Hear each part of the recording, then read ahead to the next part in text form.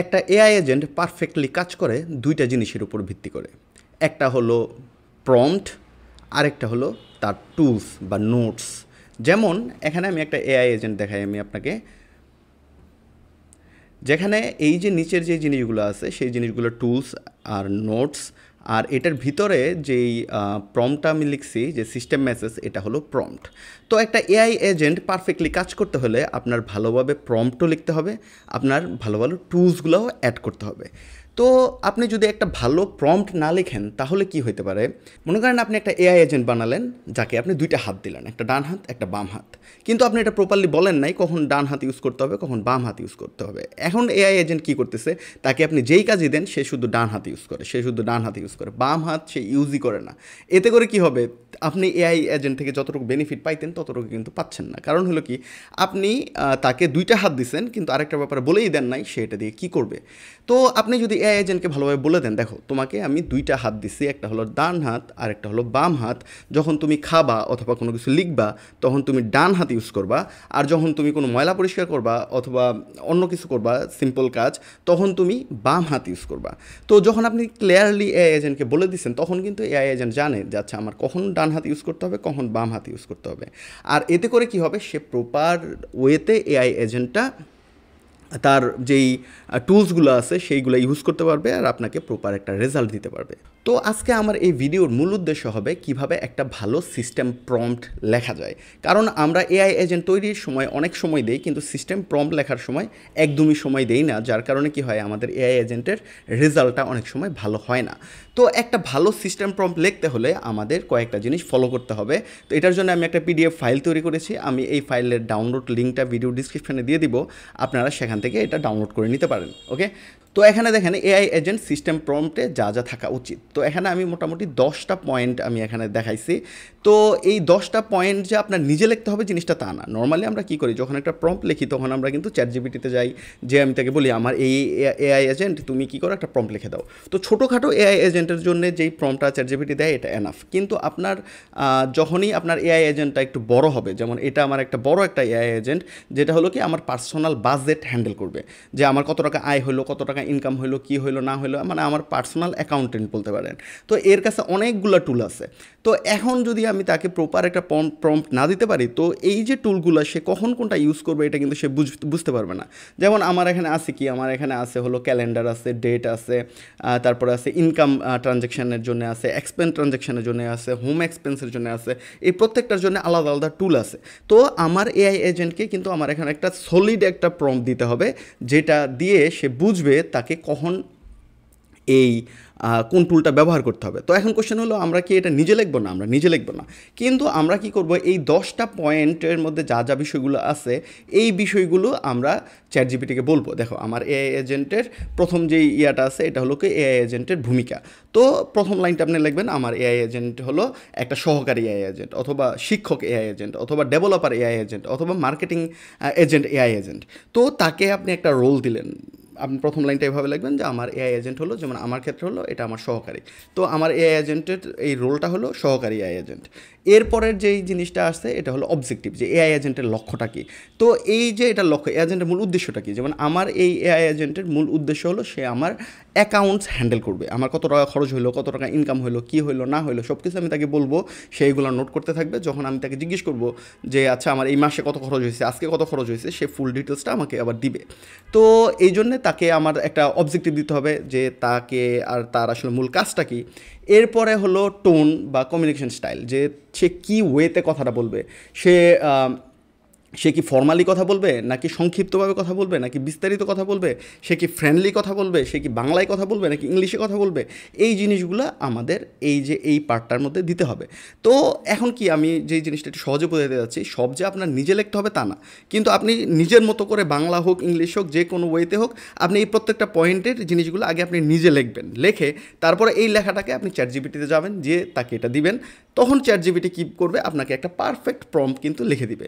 কিন্তু আপনি যদি এইটুকু জিনিসগুলো না দেন তাহলে কিন্তু চ্যাটজিপিটি আপনাকে প্রপার প্রম্পটটা দিতে পারবে না। ওকে, তো এরপরে 4 নাম্বার যে জিনিসটা হলো এটা হলো বিহেভিয়ার রুলস, যে সে কী, আর 4 নাম্বার যেটা হলো বিহেভিয়ার রুলস, সে কীভাবে আচরণ করবে, সে কেউ তাকে গালি দিলে সে কী আচরণ করবে, সে কীভাবে জিনিসটা হ্যান্ডেল করবে, এই জিনিসগুলো তাকে শিখাই দিতে হবে। যে সে কি রুড ওয়েতে কথা বলবে, নাকি একদম ফ্রেন্ডলি কাস্টমার সাপোর্টের মতো কথা বলবে, নাকি ফ্রেন্ডলি কথা বলবে, এই জিনিসটা তাকে কয়েকটা বিহেভিয়ার দিতে হবে, কয়েকটা টাস্ক দিয়ে, যে দেখো কেউ যদি তোমাকে এরকম বলে তাহলে তুমি এভাবে উত্তর দিবা। তো তাকে একটা বিহেভিয়ার শিখাই দিতে হবে যে আচ্ছা, তোমাকে যদি কেউ জিজ্ঞেস করে এই মাসে আমার কত খরচ হয়েছে, তুমি তাকে জাস্ট এভাবে উত্তর দিবা যে এই মাসে আপনার খরচ হয়েছে 50,000 টাকা।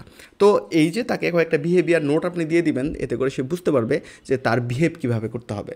তারপর হলো সীমাবদ্ধতা, লিমিটেশন, যে সীমাবদ্ধতা কোন ধরনের কন্টেন্ট অ্যাভয়েড করতে হবে। যেমন তাকে একটা সীমাবদ্ধতা দিয়ে দিবেন। কেউ যদি তোমাকে জিজ্ঞেস করে আমার এখন পেট ব্যথা, আমার এখন কী করতে হবে, তখন তুমি তাকে আবার অ্যাডভাইস দিতে যাও না যে হ্যাঁ আপনি কি ওই ওষুধ খান।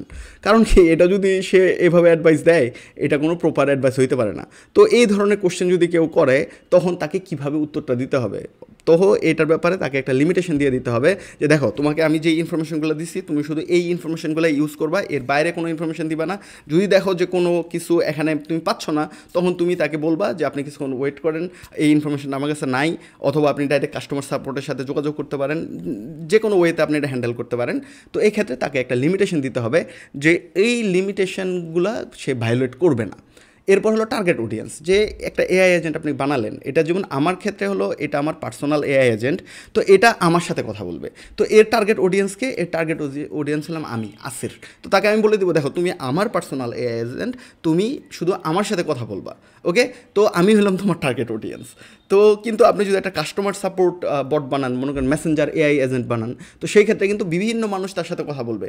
তো আপনার তাকে এটা বলে দিতে হবে দেখো আমার বিজনেসটা হলো মনে করেন একটা কাপড়ের বিজনেস, তো কাপড়ের বিজনেস কেনার সময় এই টাইপের মানুষ তোমার কাছে আসতে পারে, তো তারা তোমার সাথে, এরা হলো তোমার টার্গেট অডিয়েন্স।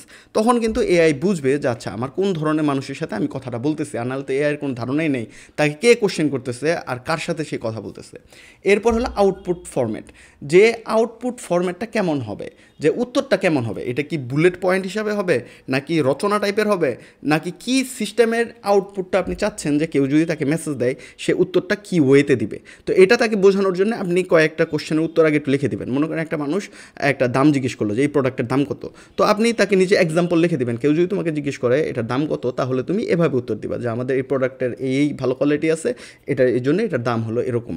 যে কোনো ওয়েতে আপনি একটা এক্সাম্পল লিখে দিবেন কয়েকটা, তাহলে এআই বুঝতে পারবে যে আচ্ছা আমাকে যদি এভাবে কোশ্চেন করে তাহলে আমার এভাবে উত্তর দিতে হবে। এরপর হলো কনটেক্সট হ্যান্ডেলিং, যে পূর্ববর্তী কনভারসেশন মনে রাখবে কিনা। মনে করেন একজন মানুষ এসে বলল যে আমি এটা অর্ডার করতে চাই, এখন এআই কীভাবে বুঝবে যে এটা বলতে কি। তো আমরা তো সিস্টেম মেমোরি ইউজ করি, কিন্তু এই সিস্টেম মেমোরি টুলসটা এআই এজেন্টের কখন ইউজ করতে হবে আর কখন ইউজ করতে হবে না, এই জিনিসটা কিন্তু আপনার বোঝাই দিতে হবে। ওয়ান কাইন্ড অফ কি মানে এই জিনিসটা আপনি বুঝেন, এআই এজেন্টটা হলো ব্রেন, আর এই জিনিসটাগুলো হলো হাত পা। তো আপনি কিন্তু এই ব্রেনের মধ্যে ইনপুটটা দিয়ে দিতে হবে যে এই হাত পাগুলা কখন কোনটা ইউজ করতে হবে, কখন কোনটা ইউজ করতে হবে না, তখন কিন্তু সে বেস্ট ওয়েতে এটা করতে পারবে। যেমন আমি এখানে কি করছি, আচ্ছা আমি এটাতে একটু পরে আসতেছি, আমি আপাতত এটা আমি এক্সপ্লেন করি। কনটেক্সট হ্যান্ডেলিং বলতে কি, যে কখন এআই এজেন্টের অতীতের চ্যাটগুলো দেখতে হবে আর কখন সে কন্টিনিউয়াসলি চ্যাট চালা যেতে পারবে, অতীতের হিস্ট্রি কনটেক্সট এত ম্যাটার করে না। তো এই জিনিসটা আপনি তাকে বলে দিবেন। তো এরপরের যে জিনিসটা হলো এক্সটার্নাল টুলস আর এপিআই ইউজেস। তো এটা হলো সবচেয়ে গুরুত্বপূর্ণ বিষয়। এটা আমি যদিও 9 নাম্বারে লিখছি, কিন্তু এটা মনে করেন ফার্স্টেই থাকার উচিত। কিন্তু আপনি যখন একটা প্রম্পট লিখবেন তখন কিন্তু একটা সিস্টেম ফলো করতে হয়, যার কারণে আমি এই যে 10টা পয়েন্ট এভাবে সাজাইছি যে কী সিস্টেমে আপনি এই জিনিসটা প্রম্পটটা সাজাবেন। তো এটার জন্য এখানে আছে হলো কি এক্সটার্নাল টুলস, মানে কি, মানে হলো এই যে এখানে আমি তাকে একটা টুলস দিচ্ছি ডেট অ্যান্ড টাইম। তো এই টুলসটা তার কখন ইউজ করতে হবে, তো আমি বললাম যখন তোমার মনে হবে যে আজকের দিন কত, আজকে তারিখ কত, এটা তোমার জানতে হবে অথবা কাস্টমারের বলতে হবে, তখন তুমি ডেট অ্যান্ড টাইমটা ইউজ করবা। ক্যালকুলেটর, যখন তোমার কোনো কিছু যোগ করতে হবে, যখন তোমার একটা কম্বাইন্ড প্রাইস বলতে হবে, 2-3টা জিনিস যোগ করে, ডেলিভারি চার্জ, প্রোডাক্টের দাম, এই জিনিসগুলো যোগ করে যখন বলতে হবে, তখন তুমি ক্যালকুলেটর টুলসটা ইউজ করবা। তো এই যে প্রত্যেকটা টুলস তার কখন ইউজ করতে হবে, এটা কিন্তু আপনার লাইন বাই লাইন বলে দিতে হবে।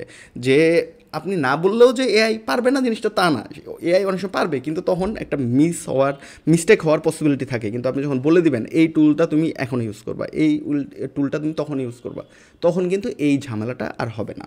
এরপরে হলো লাস্টের একটা পার্ট, এর হলো সেফটি ইথিক্যাল গাইডেন্স, যে প্রাইভেসি এটা থাকতে পারে, ইউজারের নিরাপত্তা থাকতে পারে, সংবেদনশীল কন্টেন্ট ব্যবস্থাপনা। মানে এটার মধ্যে অনেকটা এরকম যে একজন এআই এজেন্টকে বলল যে আপনার একটা এআই এজেন্ট আছে, তাকে এসে একজন কোশ্চেন করলো যে আচ্ছা আমাকে গ্রামীণ ফোনের স্টক আমি কিনবো নাকি কিনবো না।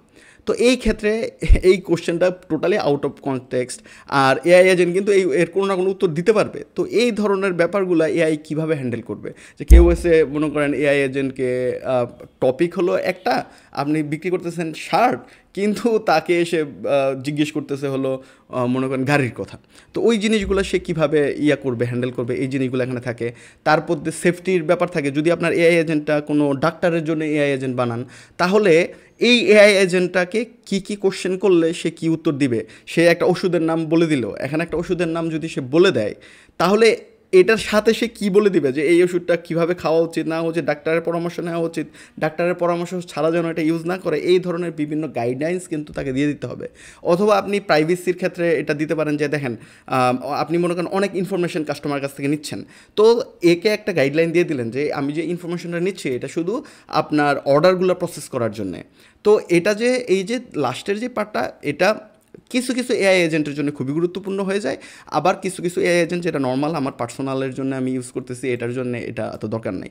কিন্তু যখন পাবলিকেলি আপনি একটা এআই এজেন্ট বানাবেন যেটা পাবলিক মানুষের সাথে কথা বলবে, অনেক ধরনের মানুষ আসবে, অনেক ধরনের কোশ্চেন করবে, তো এটার জন্য কিন্তু তাকে আপনি কয়েকটা ডেটা প্রাইভেসি রিলেটেড বলে দিতে পারেন যে তার ডাটাগুলো কীভাবে ইউজ হইতে পারে। এই জিনিসটা যদি কাস্টমার তাকে জিজ্ঞেস করে, সে কী উত্তর দিবে, যে তুমি যে আমার কাছে এত জিজ্ঞেস করতেছো, কেন জিজ্ঞেস করতেছো। তো সে যেন তখন বলতে পারে যে আমি এই ইনফরমেশনগুলো নিচ্ছি কেন, আমি শুধু অর্ডারটা প্রসেস করতে চাই, এই ডাটাটা আমি অন্য কোথাও ইউজ করবো না। তো বাংলাদেশের ডাটা প্রাইভেসি নিয়ে অত ইম্পর্টেন্ট না, কিন্তু আপনি যখন বিদেশে ইউরোপ অথবা আমেরিকার জন্য যখন একটা স্পেশালি ইউরোপের জন্য যখন আপনি একটা এআই এজেন্ট বিল করবেন, তখন কিন্তু আপনার এই ডাটা প্রাইভেসিটা খুব ইম্পর্টেন্ট, যে এই ইনফরমেশনগুলো কই যাচ্ছে, কী হচ্ছে না হচ্ছে এটা।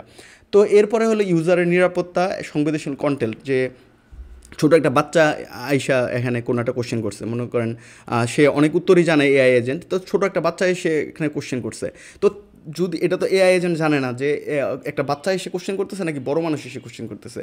তো সেই ক্ষেত্রে সংবেদনশীল যেই কথাগুলো আছে, কন্টেন্টগুলো আছে, এই জিনিসগুলো আপনি কীভাবে ফিল্টার করে মানুষকে প্রদান করবেন, এই জিনিসগুলো কিন্তু আপনার কিছু কিছু এআই এজেন্টের জন্য এটা ইম্পর্টেন্ট, আর নর্মাল বেশিরভাগ এআই এজেন্টের জন্য এই জিনিসটা দরকার নাই, তাও আমি এটা অ্যাড করে দিলাম। তো এই হলো আমাদের 10টা গুরুত্বপূর্ণ পয়েন্ট, যেই পয়েন্টগুলো আপনার একটা এআই এজেন্টের সিস্টেম প্রম্পট যদি আপনি লিখতে চান, তাহলে কিন্তু এটা আপনার মাথায় রেখে তারপরে লিখতে হবে, আর তাহলে আপনি আপনার বেস্ট রেজাল্টটা পাবেন আপনার এআই এজেন্ট থেকে।